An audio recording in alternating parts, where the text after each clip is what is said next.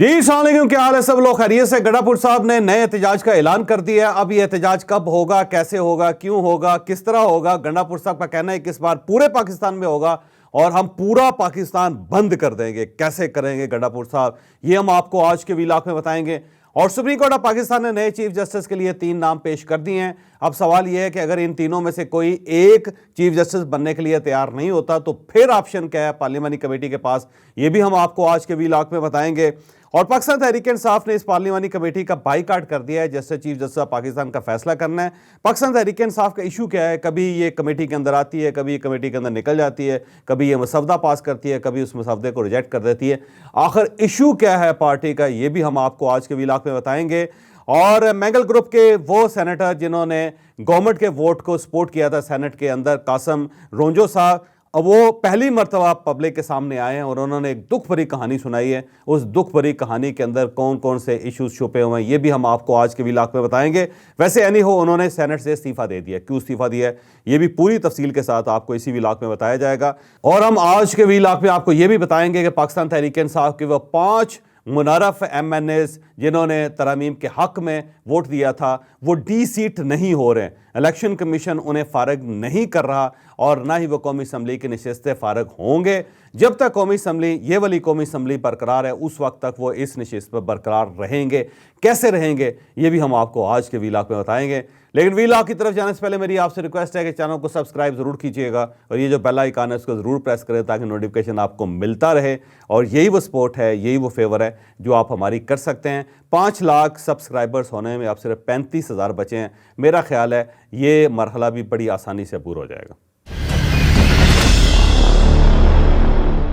سب سے پہلے پارلیمانی کمیٹی کی طرف آتے ہیں۔ آپ کو یاد ہوگا کہ یہ جو 26ویں ترمیم ہوئی ہے اس کے اندر یہ فیصلہ ہوا تھا کہ ایک 12 رکنی پارلیمانی کمیٹی بنے گی جس کے اندر 8 ایم این ایز ہوں گے اور 4 سینیٹرز ہوں گے، اور یہ کمیٹی اگلے چیف جسٹس کا فیصلہ کرے گی۔ اور جب یہ کمیٹی بنائی گئی تو اس میں فوری طور پہ پاکستان تحریک انصاف سے بھی رابطہ کیا گیا تھا کہ آپ بھی اپنے ممبرز کو بھجوائیں، اور پاکستان تحریک انصاف نے اپنے آفیشیل لیٹر ہیڈ کے اوپر 3 لوگوں کے نام بھیجے تھے۔ ان میں ایک گوہر خان صاحب ہیں جو ایم این اے ہیں، حامد رضا صاحب ہیں وہ ایم این اے ہیں، یعنی قومی اسمبلی سے 2 رکن انہوں نے پیش کیے، اور سینٹ آف پاکستان سے انہوں نے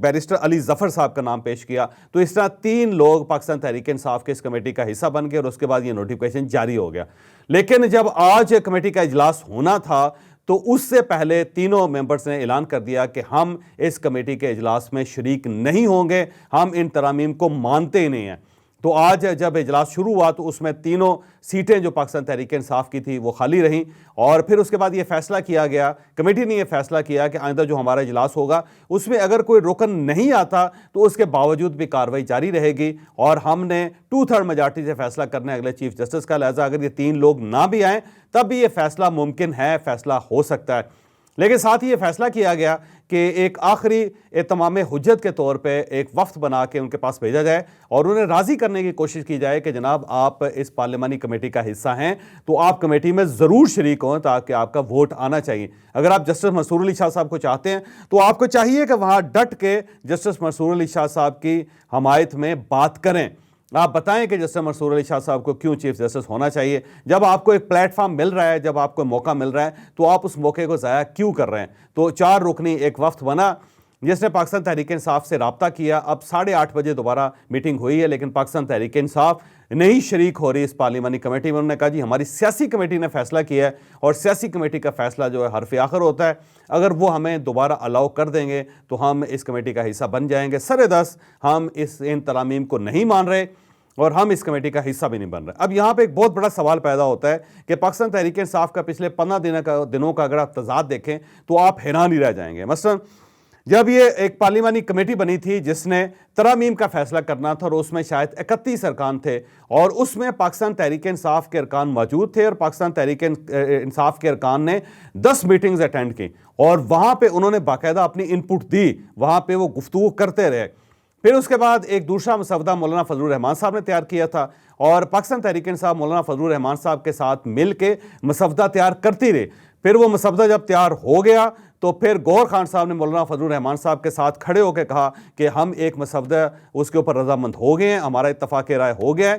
اور ہم اب گورنمنٹ سے یا سیاسی اتحاد سے ریکویسٹ کرتے ہیں کہ وہ اس مسودے کو لے کے جائیں، اور اگر وہ قومی اسمبلی میں لے کے جاتے ہیں تو ہم اس پہ ووٹ کریں گے۔ تو وہ مسودہ جو تھا وہ مولانا فضل الرحمان صاحب اور پاکستان تحریک انصاف نے مل کے بنایا تھا، اور اس کے اندر 26 نکات تھے، 26 ترامیم تھے، لیکن پھر پاکستان تحریک انصاف نے گورنمنٹ سے درخواست کی، اور وہ مولانا فضل الرحمان صاحب کے ذریعے درخواست کی کہ ہماری عمران خان صاحب سے جیل کے اندر ملاقات کروائی جائے، اور ہم ان سے فائنل اپروول لینا چاہتے ہیں، اور اس کے بعد ہم ووٹ دیں گے۔ تو مولانا فضل الرحمان صاحب نے بلاول بھٹو صاحب سے کہا، بلاول بھٹو صاحب نے گورنمنٹ سے کہا، اور یوں اس طرح عمران خان صاحب کے ساتھ ایک خصوصی ٹائم طے کیا گیا 5 لوگوں کا، اور وہ 5 کے 5 لوگ گئے عمران خان صاحب کے پاس، اور لیکن عمران خان صاحب نے انکار کر دیا، اور اس کے بعد واپس آ کے انہوں نے انکار کر دیا، انہوں نے پریس کانفرنس کی اور انکار کر دیا۔ لیکن اس کے بعد دوبارہ مولانا فضل الرحمان صاحب کے ساتھ ان کی ملاقات ہوئی، اور انہوں نے ایک دن اور مانگا کہ آپ ہمیں ایک اور دن دیں۔ پھر مولانا فضل الرحمان صاحب نے گورنمنٹ کو راضی کیا، ایک دن اور لیا، اور اتوار کے دن یہ فیصلہ ہوا کہ اتوار کے دن پاکستان تحریک انصاف کے فیصلے کے بعد اجلاس ہوگا اور اس میں فیصلہ ہو جائے گا۔ تو بہرحال اتوار کے دن میٹنگ ہوئی، اور اس میٹنگ کے بعد پھر گور خان صاحب اور مولانا فضل الرحمان صاحب کھڑے ہوئے، اور وہاں پہ پریس کانفرنس کرتے ہوئے مولانا فضل الرحمان صاحب نے کہا کہ گور خان صاحب یعنی پاکستان تحریک انصاف کے اصرار پہ ہم نے اس کے اندر سے 4 جو ترامیم ہیں وہ نکال دی ہیں۔ تو انہوں نے کہا جی جو کالا سانپ ہے اس کے دانت ہم نے توڑ دیے ہیں۔ اب یہ جو کالا سانپ ہے اور اس کے جو دانت تھے وہ بھی پاکستان تحریک انصاف نے توڑے، لیکن جب یہ فیصلہ ہو گیا کہ اب وہ مسودہ جو مولانا فضل الرحمان صاحب کا اور جس کے 4 دانت پاکستان تحریک انصاف نے مولانا کے ساتھ مل کے توڑے ہیں، تو وہی اب پیش ہوگا سینٹ کے اندر اور قومی اسمبلی کے اندر، تو اب دستوری طور پہ تو انہیں ووٹ دینے چاہیے تھے، کیونکہ پارلیمانی کمیٹی کا حصہ تھے جس نے ترامیم تیار کیے۔ پھر جو مولانا فضل الرحمان صاحب کا مسودہ تھا پاکستان تحریک انصاف نے مل کے تیار کیا، پھر اس کے بعد اس کے 4 دانت بھی پاکستان تحریک انصاف نے توڑے۔ تو جب سارے کام آپ کی مرضی سے ہوئے تو پھر آپ کو ووٹ دینے چاہیے تھے، لیکن عین وقت پہ پاکستان تحریک انصاف نے سینٹ اور قومی اسمبلی دونوں میں ووٹ دینے سے انکار کر دیا۔ ٹھیک ہو گیا۔ پھر اس کے بعد ترمیم ہوگی، ترمیم ہونے کے بعد یہ فیصلہ ہوا کہ اب ایک پارلیمانی کمیٹی بنے گی جو 12 رکنی ہوگی اور اگلے چیف جسٹس کا فیصلہ کرے گی۔ اور جب پاکستان تحریک انصاف سے رابطہ کیا گیا تو پاکستان تحریک انصاف نے اپنے 3 نام دے دیے، اور وہ تینوں نام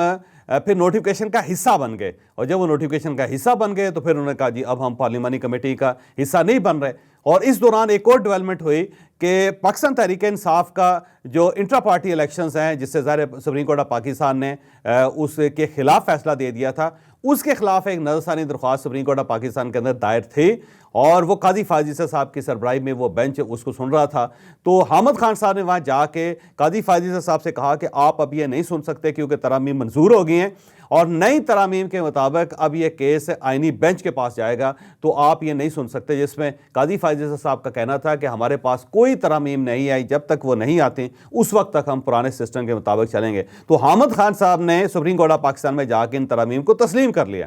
تو ایک سائیڈ پہ آپ ترامیم کو تسلیم کر رہے ہیں،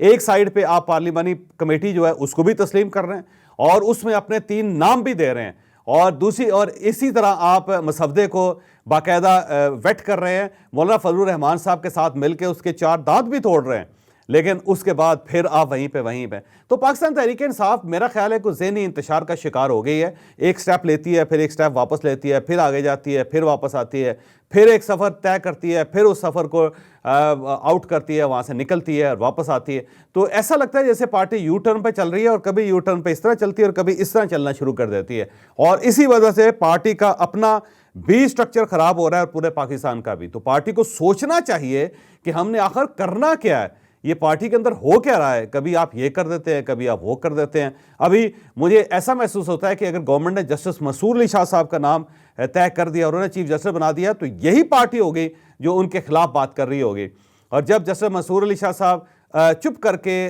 بڑے اچھے بچے بن کے فیصلے کر رہے ہوں گے تو یہ ان کے خلاف بھی تحریک چلا رہے ہوں گے۔ تو پارٹی کمال ہی ہے، ویسے فیصلہ کریں کہ آپ نے جانا کہاں ہے، آپ نے کرنا کیا ہے، آپ نے کیا نہیں کرنا۔ تو یہ ایک نیا قیاس اور کنفیوژن آج انہوں نے پیدا کر دیا ہے۔ بہرحال آج سپریم کورٹ آف پاکستان کی طرف سے 3 نام آ گئے ہیں، اور ان میں پہلے نمبر پہ جسٹس منصور علی شاہ صاحب ہے، دوسرے نمبر پہ جسٹس منیب اختر صاحب ہیں، تیسرے نمبر پہ جسٹس یحییٰ آفریدی صاحب ہیں۔ اب آج کی خبر یہی ہے کہ گورنمنٹ چاہتی ہے کہ جسٹس یحییٰ آفریدی صاحب چیف جسٹس بن جائیں، لیکن یہاں پہ ایشو یہ ہے کہ کچھ لوگوں کا خیال ہے کہ جسٹس یحییٰ آفریدی صاحب کسی وقت بھی کہہ سکتے ہیں کہ جناب میں تو تیار نہیں ہوں،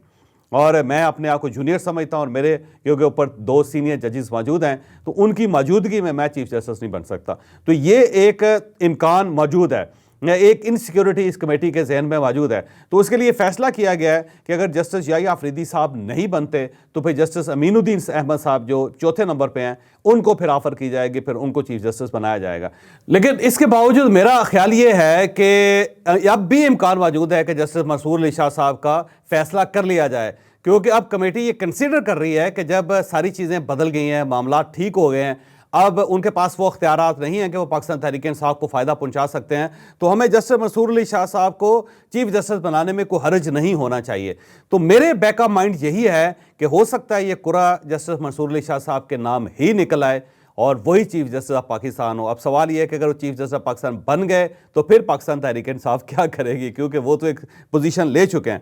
اب ہم اس پوزیشن کی طرف بھی آتے ہیں. بہرحال اس طرف آنے سے پہلے ایک اور نئی خبر ہے جو اس وقت مجھے جب میں ریکارڈنگ کر رہا ہوں تو اسی دوران ملی ہے کہ مہر بانو ایم این اے جو پاکستان تحریک انصاف کے ساتھ جن کا تعلق ہے, اور یہ صاحبزادی ہیں شاہ محمود قریشی صاحب کی, اور یہ آج کوٹ لکھپت جیل میں انہوں نے شاہ محمود قریشی صاحب کے ساتھ ملاقات کی اور باہر نکل کر انہوں نے کہا کہ میرے والد نے کہا ہے کہ میں پارٹی کے ساتھ کھڑا ہوں, 1.5 سال سے میں جیل کے اندر موجود ہوں, لیکن میں عمران خان صاحب کا میں نے پہلے ساتھ نہیں چھوڑا اور نہ میں اب ساتھ چھوڑوں گا, پارٹی کے ساتھ ہی ہوں. ساتھ انہوں نے کہا جو میرے صاحبزادے ہیں زین قریشی صاحب, مجھے امید ہے کہ وہ بھی مجھے مایوس نہیں کریں گے, وہ بھی